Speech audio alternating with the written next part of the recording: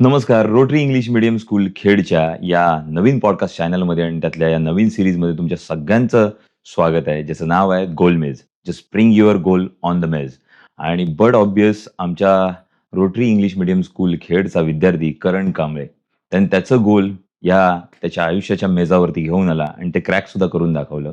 मागच्या वेळेला तो अचीव्हमेंट त्याची जी काही होती, ती होती जीई मेन्सची आणि आता त्यांनी जीई ॲडव्हान्स सुद्धा अतिशय चांगल्या रिझल्टने क्रॅक केलेली आहे. त्याच्यामुळे त्यावेळेस आपण त्याच्यासोबत गप्पा मारल्या होत्या आणि आज त्याच्यानंतर थेट जी ॲडव्हान्सचा रिझल्ट आल्यानंतर आज करण सुद्धा आपल्यासोबत आहे आणि करणची फॅमिली, त्याचे वडील आणि त्याच्या मातोश्री या ठिकाणी आलेले आहेत. आपण या तिघांसोबत आज गप्पा मारणार आहोत आणि जाणून घेणार आहोत, की स्टुडंट आणि पॅरेंट यांचा माइंडसेट ह्या स्पर्धा परीक्षांच्या दरम्यानचा कसा असतो आणि ज्यावेळेला स्टुडंट अशा स्वरूपाचं एक घवघवीत यश मिळवतात, त्यावेळेला त्यांच्या भावना काय असतात.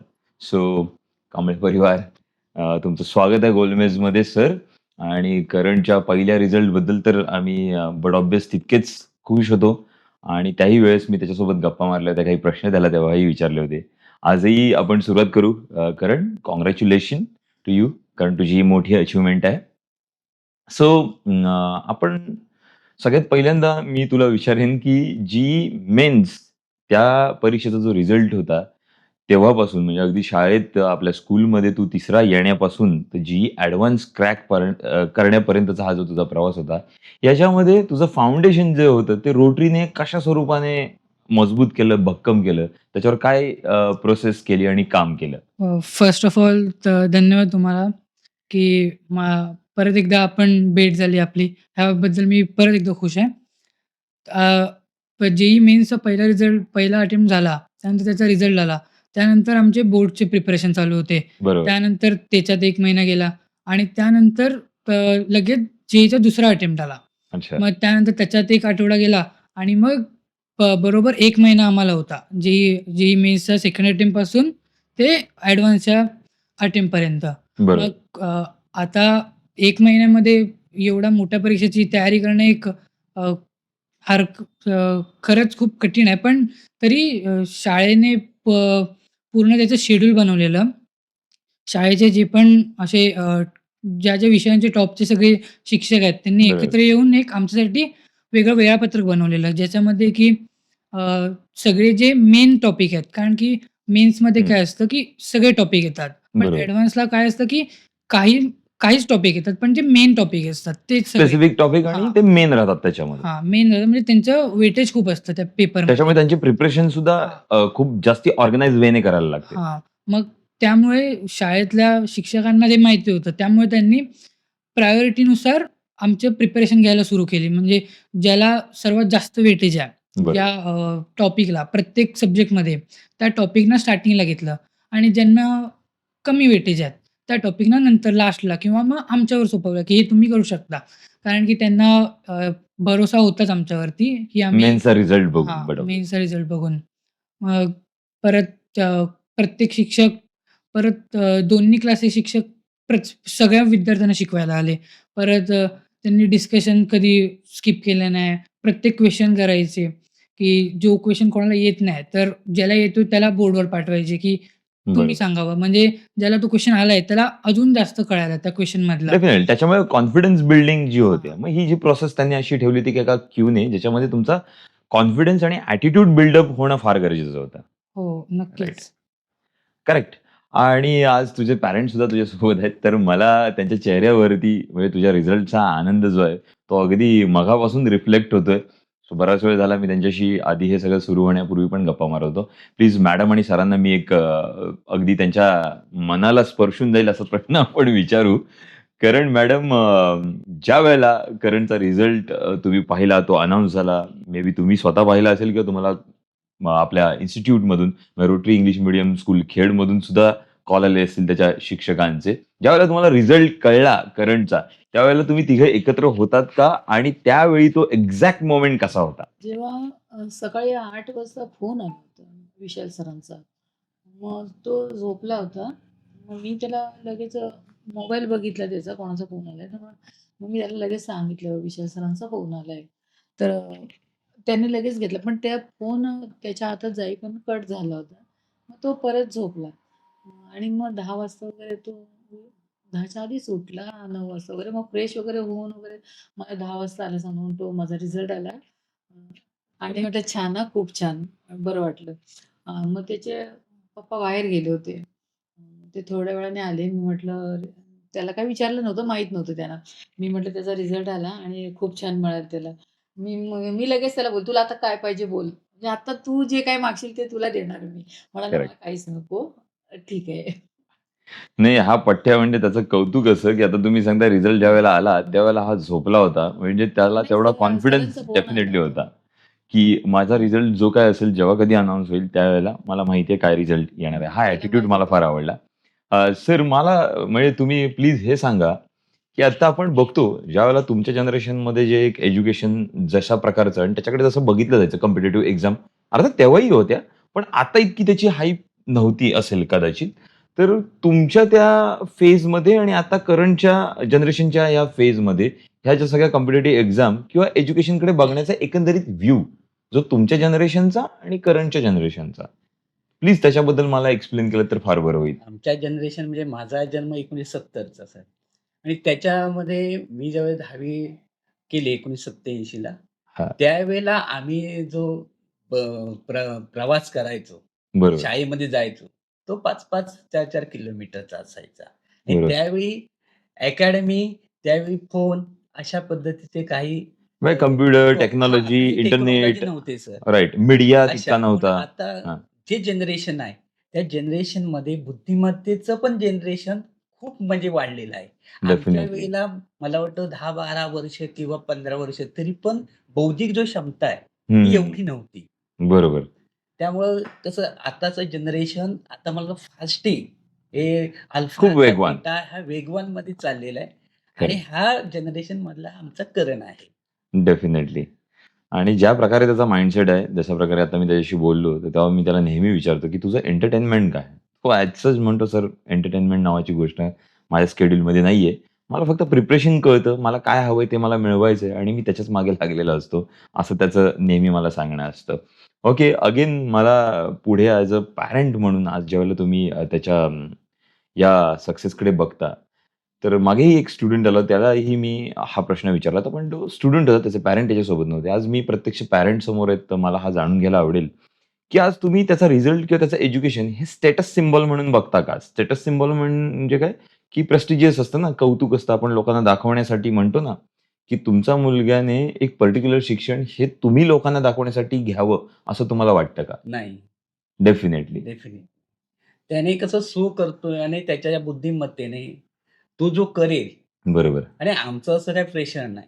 बरोबर. त्याची बौद्धिक क्षमतेने त्याला जो आवडता विषय असेल, अन्य काय त्याला आवडते असेल, त्याची जी साईट असेल, ती त्याने चॉईस करावी. आणि एक्झॅक्टली. नेहमी कसं जास्त त्याला बोलणं आवडत नाही, बरोबर, असं आहे. तो एकदम कमी बोलतो आणि ॲक्चुअली तो जो करतो किंवा बरोबर. करेल ते अजिबात कुणाला सांगणार नाही. आणि करेक्ट. आईशी खूप काही जी गोष्ट असेल त्या आईशी शेअर करतो.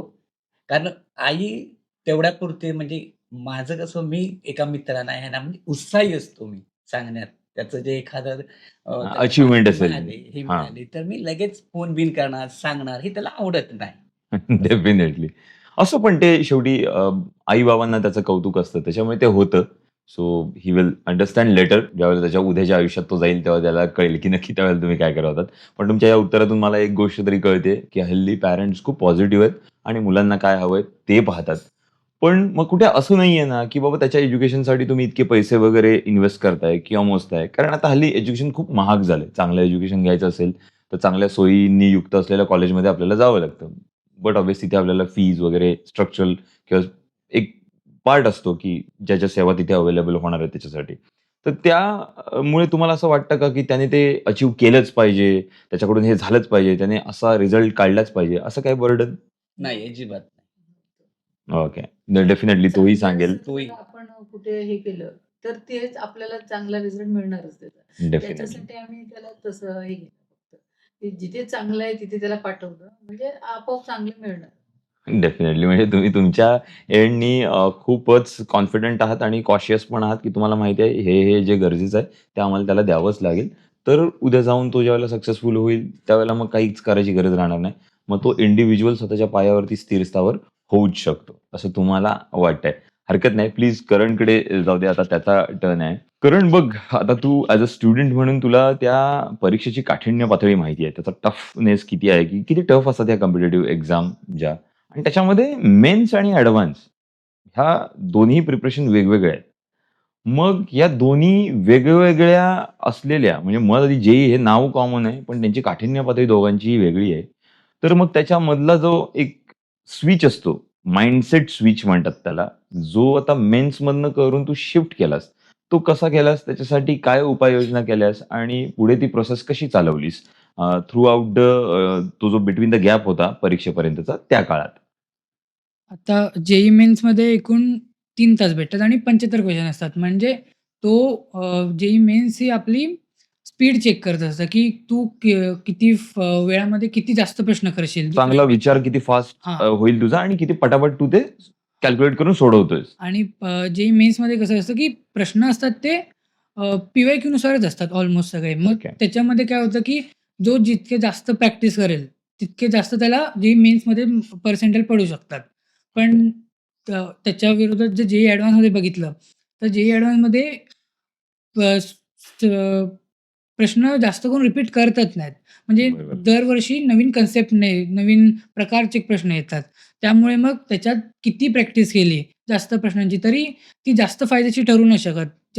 जर एकाच प्रश्नाची किंवा एकाच प्रकारच्या प्रश्नांची प्रॅक्टिस करत बसलो तर. तर त्यामध्ये खूप साऱ्या वेगवेगळ्या प्रश्नांची प्रॅक्टिस करायला लागते. आता हे सगळं आम्हाला पहिल्याच दिवशी जे फिजिक्सचे सर आहेत आमचे, हं, हं. त्यांनी हे सगळं आम्हाला नीट समजावून सांगितलं, की जेईई मेन्स आणि आता जी ॲडव्हान्स करताय तुम्ही, मग त्याच्यात काय नेमका फरक आहे? ते आम्हाला आमच्या फिजिक्सच्या सरांनी नीट समजावून सांगितलेलं. परत त्यांनी सांगितलेलं, की क्वेश्चन करायचे नाहीत असं पण नाही. क्वेश्चन केले पण पाहिजेत, की प्रॅक्टिस आपल्याला आली पाहिजे, की या लेव्हलचे क्वेश्चन जर आले बरोबर. डिफिकल्टीचे, तर ते पण आपल्याला जमले पाहिजेत. म्हणून असं नाही, की पूर्ण क्वेश्चनची प्रॅक्टिस करायची नाही, पण करायची, पण वेगवेगळ्या क्वेश्चनची प्रॅक्टिस करायची. असं नाही, की पी-वाय-क्यू करत राहिलो. मग बरोबर. परत त्या स्विचमध्ये परत वेगवेगळे प्रश्न आले, परत वेगवेगळे कन्सेप्ट पण आल्या. कारण की काही करेक्ट. कन्सेप्ट आहेत त्या मेन्समध्ये नसतात आणि ॲडव्हान्समध्ये असतात. मग जसं ते तू आधी एक्सप्लेन केलंस. मग काही कन्सेप्ट ज्या ॲडव्हान्समध्ये आहेत त्या परत शिकवल्या मग आम्हाला त्या 1 महिन्याच्या कालावधीत. मग शिकवून झाल्यावर त्याच्यावरती 4-5 प्रश्न. मग त्याच्यावर कॉन्फिडन्स आपला वाढतोय की नाही ते बघितलं शिक्षकांनी, ते क्वेश्चन करून आणि मग दर 3-4 दिवसांनी पेपर व्हायचे. बरोबर. 6-6 तासांचे. मग बरोबर. त्याच्यामुळे आम्हाला 7 तास मेन पेपरला बसायची पण प्रॅक्टिस झाली. ग्रेट. डेफिनेटली. सर प्लीज आता पुढचा प्रश्न तुमच्या दोघांसाठी असेल कॉमनली, की आता हा जेवढं काही म्हटला, ते ऐकून मला स्ट्रेस आला. तर ह्या प्रिपरेशनमध्ये घरात कसं वातावरण होतं? जे काही स्ट्रेसफुल एन्व्हायर्नमेंट तयार होत होतं, की परीक्षा आहे, अभ्यास करायला पाहिजे, वेळ द्यायला पाहिजे. त्याच्यात तुमच्या त्याच्याकडून एक्स्पेक्टेशन असतील किंवा तुमची काळजी असेल आपण म्हणू त्याच्या प्रतीची. मग तुम्ही दोघांमधला हा जो एक स्ट्रेसचा गॅप होता किंवा स्ट्रेस होता, ते तो स टाळायला काय करत होतात? आम्ही कमीत कमी वेळात बोलायचो. त्याला 15 मिनिटं बरोबर. बोलायची वेळ. मग जितकं कमी बोलता येईल एवढं आम्ही फक्त बोलायचो. क्या कारण बात है! त्याला वेळ मिळायला पाहिजे म्हणून. तो हॉस्टेलला राहत होता, आम्ही घरी राहत होतो तिकडे रत्नागिरीला. बरोबर. मग त्यामुळे आम्ही फक्त त्याचा फोन "ठीक आहे ना तू? बरं आहेस ना? हां, मग ठीक आहे." एवढं ओके. बोललो की आम्ही लगेच फोन कट करायचो. कारण जास्त वाह! त्याला असं घरातलं आम्ही काही घरातलं वातावरणाचं पण नाही आणि इकडचं पण कोणी काही सर बोलतायत, कोणी काही हे करत ओके. हे काही नाही आणि तू लक्ष देऊ काही सर जर बोलले तर काही तर लक्ष द्यायचं नाही का ते तुझ्या भल्यासाठीच सांगते. बरोबर. इतकंच बोलायचो आणि लगेच फोन कट करायचो. तो जास्त बोलायचा नाही करेक्ट. फोनवरती. काय प्रॉब्लेम असतील, हॉस्टेलला राहायचा, हं. हॉस्टेलला काही प्रॉब्लेम असेल, जेवणाचं असेल, काही नाही. 2 वर्षामध्ये अजिबात काही तो बोललेला नाही. तक्रार नाही करायची सरांबद्दल, तिकडे. ह्याच्याबद्दल छान आहे. म्हणजे ओके. अजिबात नाही. त्याचा अभ्यासाने तो आणि हॉस्टेलला राहिल्यामुळे खूप फायदा झाला. डेफिनेटली म्हणजे मला तुमच्या बोलण्यावरून तरी हे कळतंय, की तुम्हीच स्वतः आधी स्वतःला हे समजवलं होतं, की त्याला व्यापात टाकायचा नाही. नाही. त्याच्या डोक्यावर ताण येईल आपल्याकडून काही, असं काहीही आपण करायचं नाही. जस्ट फॉर की तो हॉस्टेलला राहतोय, तर ही इज ओके, तो ऑलराइट आहे, छान आहे, एवढा फक्त अपडेट घेत राहायचं. म्हणजे ही जबाबदारी तुम्ही स्वतः स्वीकारलीत. खऱ्या अर्थाने जेईई ॲडव्हान्सची तयारी तुमच्या घरात आणि ती तुमच्यापासून सुरू होते. So that's great. मला हे ऐकायला खूप आवडतंय. आणि सर मी तुम्हाला विचारतो, की तुमचा फादर सन डुओ म्हणजे तुमच्या दोघांचं रिलेशन कसं आहे? काय सांगाल त्याच्याबद्दल? दोघांचे रिलेशन म्हणजे आम्ही कमी बोलतो. एकमेकाचं म्हणजे संभाषण आहे हां. कमी आईशी जास्त बोलतो. ओके. जेवढंच तेवढं. ओके. हां, म्हणजे असं एक हे नाही आणि त्याला जास्त पण बोललेलं, टच केलं जास्त आवडत नाही. अच्छा. एकदाच बोललं ना बास. म्हणजे तो समजदार आहे, काय करायचं कारण अभ्यासाच्या वेळेला तो इकडे ज्यावेळेला सुट्टीतून यायचा, बरोबर. त्यावेळेला माझ्या मित्राने नितीन कांबळे म्हणून ओके. अर्धी गाडी भरलेली पुस्तकं मला आणून दिली. आणि ती पण पुस्तकं चिपकूनमध्ये माझ्या रूममध्ये आहे. तर अच्छा. करण म्हटलं, "ये जरा वाच काय." "नाही आई ठीक आहे, येतो." म्हणजे इथे अभ्यास छान घेतला रुटीनमध्ये. त्यामुळे डेफिनिटली. काय एवढं काय मला पण टेन्शन होतं एवढी अभ्यास आणि त्यांच्या मुलाने एवढा म्हटलं एवढी पुस्तक कधी वाचणार नाही, काय करणार तो? डेफिनिटली. नाही एवढा मोठा ॲडव्हान्सचा अभ्यास असतो, एवढी पुस्तकं हा वाचणार? अरे ये म्हटलं. नाही आहे सर वगैरे शिकवतायत, ओके. ओके. त्यामुळं काय एवढं वाटलं नाही. आता मगाशी बोलताना एक विषय समोर आला, की कॉलेज निवडताना, की ॲक्चुअली आता त्याची चॉईस राहते मुलांची, की पहिली शाळा झाली 10वी पर्यंतची, की मग सीनियर सेकंडरीसाठी कोणतं कॉलेज निवडावं, कोणती इन्स्टिट्यूट निवडावी. तर मला सांगा तुमच्या दोघांमध्ये असं काही कॉन्फ्लिक्ट होता का, की मला हे कॉलेज हवंय, पण तुम्ही म्हटलात नको तू इथे जा, हे बेटर आहे. असं काही कॉन्फ्लिक्ट होता? असा हेल्दी. कॉन्फिडन्स हो. नव्हता काही.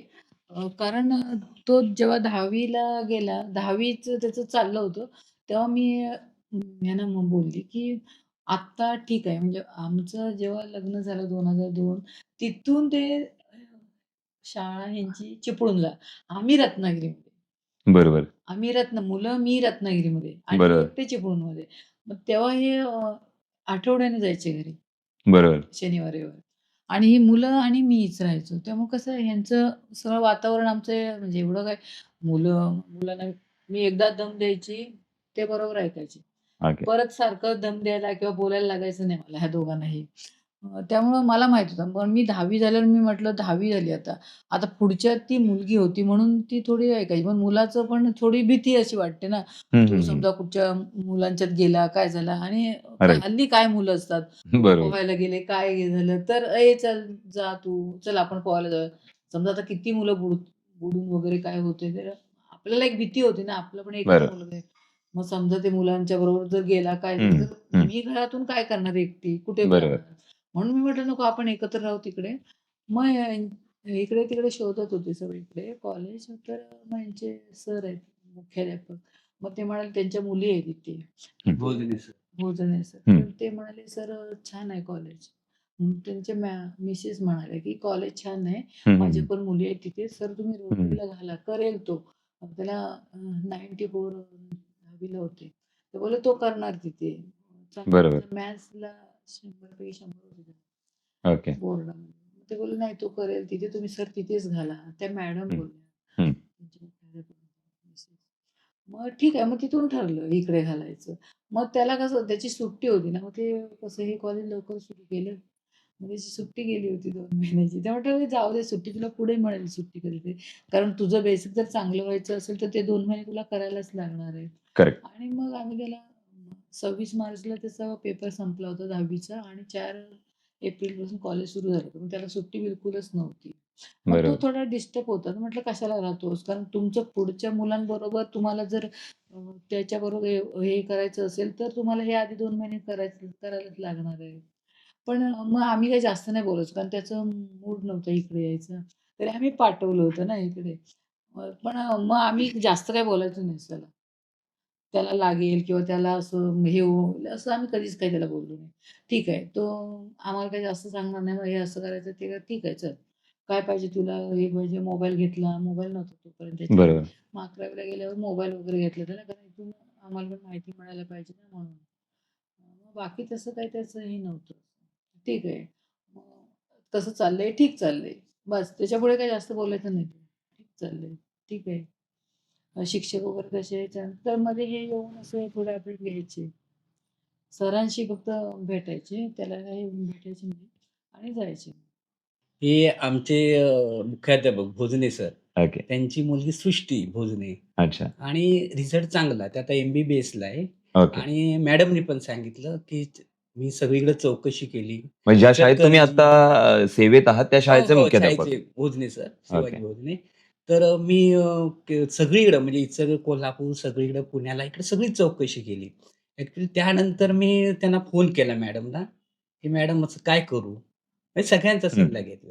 त्यामुळे तिकडचं सूट काय होणार नाही. बरोबर. आणि बेस्ट सगळ्या पण आमच्या मित्रांनी सांगितलं, की रोटरी आपल्या जिल्ह्यामध्ये बेस्ट आहे. करेक्ट. बिनधास्त टाका आणि मॅडमनी पण त्यांच्या मिसेसनी हं, हं. बिनधास्त टाका सर. आणि खरंच आता मला म्हणजे हे वाटतं, की त्यांचा आभार मानायला पाहिजे सरांचं आणि मॅडमचं, की आता असं हे होतं, की त्यांच्यामुळं आता हां, यश समजू शकतो. टोटली समजू आलेलं शकतो. आहे. नाही. सरांच्यामुळं, त्यांच्यामुळे, सरांच्यामुळं. कारण मी तो निर्णय घेतला, तो खूप चांगला घेतला आणि सरांवर विश्वास मग ठेवला आज जेव्हा आणि रिझल्ट मग आला आज आणि त्यावेळेला तुम्हाला असं वाटतं, की माझा रिझल्ट निर्णय लागला योग्य होईल. आणि खरंच त्यांचं ऐकलं. हं. नाहीतर काही जण म्हणत होते, पण नाही. पण सरांचं आणि त्या मॅडमचं ऐकलं. पण खरंच छान रोटीचा रिझल्ट आणि आता बघितला आणि मला समाधान वाटतंय थँक आणि यू सो मच. सगळ्यांना मला असं वाटतंय, की आपल्या जिल्ह्यामध्ये किंवा इतर सुद्धा बेस्ट हे रोटरी आहे. Sure, sure. म्हणजे त्याचा रिझल्टच हो, सांगतो हो. आणि तो रिझल्ट स्वतः सुद्धा सांगतो अग्री आहे. करतो. प्लीज आपण त्याला सुद्धा हे विचारू. किरण आता तू ऐकलंस दोघांचंही मत आणि का म्हणजे तुला वाटत होतं वाटणं साहजिक आहे. मुलांना नेहमी अट्रॅक्शन असतं. खूप चांगल्या इन्स्टिट्यूटमध्ये आपण शिकलं पाहिजे. बट ऑब्व्हियस गोगटे जोगळेकर खूप मोठं नाव आहे. पण मग तुला इथे त्यांनी रोटरीला ॲडमिशन घेऊन दिलं. मग ह्याच्यातला डिफरन्स जो होता तुझ्या मनातला तो आता क्लिअर आहे? हो, नक्कीच. तिकडे असं म्हणजे मी जाणार होतो कारण की मला 11वी-12वी असं म्हणतात, की 10वी नंतर मजा करायला भेटते. मग मला खरं तर मजा करायचीच होती म्हणून मी गोगटे जोगळेकरला जाणार होतो. पण इथे येऊन समजलं, की नाही 10वी नंतर पण खूप सारं अजून जग आहे, जे की आपल्याला अजून कॉन्कर करायचंय. त्यामुळे डेफिनिटली. इथे येऊन समजलं ते मला. कारण हां, 10वी नंतर प्रत्येकाला असं वाटतं, की इथे संपलं, इथून पुढचं लाईफ खूप ईझी आहे. पण खरी जर्नी तर तिथून स्टार्ट होते. त्याच्यामुळे मागच्या ह्या 2 वर्षात तुला त्याचा एक अंदाज आला असेल, की काय लेव्हलच्या प्रिपरेशन आणि कशा प्रकारचा अभ्यास हवा असतो. पण त्या अभ्यासातनं आज तुझ्यात कॉन्फिडन्स खूप येत चाललाय आणि तोच पर्पज असतो एज्युकेशनचा, की तुम्ही कॉन्फिडंट फील केलं पाहिजे. बरं मला फक्त आता हे इतकं सांग, की आपण सारख्या या प्रिपरेशनमध्ये लाखो विद्यार्थी परीक्षा देत असतात. मेन्ससाठी असेल किंवा अगदी ॲडव्हान्ससाठी आपण म्हणू, काही लाख विद्यार्थी तर देतात. पण आज त्यांच्यात आणि तुझ्यात असा एक वेगळेपण आपण धरू, की लाखांमध्ये ज्यावेळेला तुझा रिझल्ट एक खूप चांगला येतो, ज्याच्यामध्ये आपण बघितलं पर्सेंटेज वाईज तर जवळपास 80% ते 95% विद्यार्थ्यांच्या पुढे तू तुझा रिझल्ट मिळवलास. खूप चांगला रिझल्ट आहे तुझा. तर त्या सगळ्या स्टुडंटमध्ये आणि तुझ्यामध्ये असा कोणता एक एक्स फॅक्टर मॅटर करतो, जो तिथे नाहीये आणि तुझ्याकडे आहे? एक्स फॅक्टर म्हणजे तोच आहे, की तुमच्यावरती कोण लक्ष ठेवतंय ते, की तुम्हाला प्रॉपर गाईड भेटतोय की नाही भेटत आहे. म्हणजे कारण मेंटरशिप हां, इम्पोर्टंट आहे, गाईडन्स हां, इम्पोर्टंट आहे, असं तुझं म्हणणं आहे. हां. तर कारण की जर मेंटर नसेल, तर आपल्याला पुढचे रस्ते क्लिअरली दिसतच नाहीत, की काय आहे. खूप रस्ते डेफिनिटली. आपल्याला दिसतात आणि त्याच्यातले काही रस्ते वाईट पण असतात, काही चांगले पण असतात. मेंटर मेन काम करतो, की तुम्हाला योग्य रस्ता तुमचा दाखवून देतो तो. तुम्हाला असं वाया जाऊ देत नाही. शुअर. आणि अगदीच सगळ्यात शेवटाकडे येऊया. एक शेवटचा प्रश्न तुम्हाला तिघांना सुद्धा आहे. त्याच्यामध्ये माझी अशी पर्सनली इच्छा आहे, की सध्या नीटच्या पेपर फुटीचं प्रकरण झालं. त्याच्यानंतर रिनीट घेतली जाते. तर त्याच्यात ज्या लोकांनी 100% एफर्ट दिले होते, त्यांना नैराश्य आलं. ते मनाने खचले. काही स्टुडंटनी तर टोकाची पावलं सुद्धा उचलली. तर त्या मुलांनी तसं करू नये. त्यांचा माइंडसेट इम्प्रूव्ह व्हावा किंवा त्यांना अजूनच मोटिव्हेटेड फील व्हावं, म्हणून तू काय सांगशील? मी जास्त काही नाही सांगणार, की बी पेशंट कारण की जर तुम्ही पहिल्या अटेम्प्टमध्ये चांगलं केलं, मग दुसऱ्या अटेम्प्टमध्ये पण चांगलंच करणार तुम्ही. असं हारून जायचं नाही. शुअर. खूप म्हणजे चांगलं मला वाटतंय हे, की तू हे अंडरस्टँड करतोस. पेशन्स असणं आणि एक्सेप्टन्स असणं गरजेचं आहे. प्लीज सर आणि मॅडम तुम्ही काय सल्ला द्याल त्या विद्यार्थ्यांना, की त्यांनी असं नैराश्य त्यांना जे आलंय, त्यांना मोटिव्हेट होण्यासाठी एक सर तुम्ही एवढ्या वर्षाची तुमचं जे आयुष्य आहे, त्याच्यात तुम्ही जे एक्सपिरियन्स केलंत, ते सांगा प्लीज? पॉझिटिव्ह राहायचं. यश, अपयश येतेच जीवनामध्ये आणि शेवटी जीवन आहे. जीवन जगताना आपल्याला सुख-दुःख असतात. त्यांना यश, अपयश असते. शेवटी सत्याचा मार्ग, यशाचा मार्ग हा निश्चित आहे. त्यामुळे खचून जाता कामा नये. Thank you so much. म्हणजे तुमचे हे मोलाचे शब्द फार महत्त्वाचे आहेत. कारण आज जर का करणच्या यशाचं गिमिक कुठे असेल, तर मला असं वाटतं ते तुमच्या इतक्या वर्षाच्या कारकिर्दीमध्ये तुम्ही पेशाने शिक्षक आहात आज आणि सेवेत रुजू आहात. त्याच्यामुळेच कदाचित तुम्ही सांगितलंत एक जनरेशन जसे तुमचे वडीलही शिक्षक होते, आज तुम्हीही शिक्षक आहात आणि पुढे तुम्ही करणलाही चांगलं शिक्षण देऊ शकलात. त्याच्यामुळेच कदाचित आज तुमचा हा मेसेज जो आहे, तो आमच्या विद्यार्थ्यांपर्यंत पोहोचावा आणि जर का ते थोडे मनाने खचले असतील, तर डेफिनेटली त्यांच्या मनाला उभारी यावी. करण all the best to you आणि जे काही निवडणार आहेस, तू खूप चांगलं करशील. अगदी जाता-जाता आपल्या विद्यार्थी मित्रांना सांग, की पुढे तू काय करायचं ठरवलंयस? मी आय-आय-टीच्या कॉलेजमधून एरोनॉटिकल इंजिनिअरिंग किंवा एरोस्पेस इंजिनिअरिंग ठरवलंय आता करायचं. ओके आणि त्यासाठी कोणतं स्पेसिफिकली इन्स्टिट्यूट किंवा कॉलेज कुठलं ठिकाण असं ठरवलंयस? आता तरी आय-आय-टी इंदोर ठरवलंय मी. ओके. म्हणजे तुझ्या ह्या रिझल्टवरती तुला ते मिळू शकतं. हां. Definitely. Thank you so much Kamble परिवार. तुमचे मनःपूर्वक आभार, की तुम्ही गोलमेज ह्या आमच्या पॉडकास्ट चॅनलला आज तुमचा बहुमूल्य वेळ दिलात. धन्यवाद.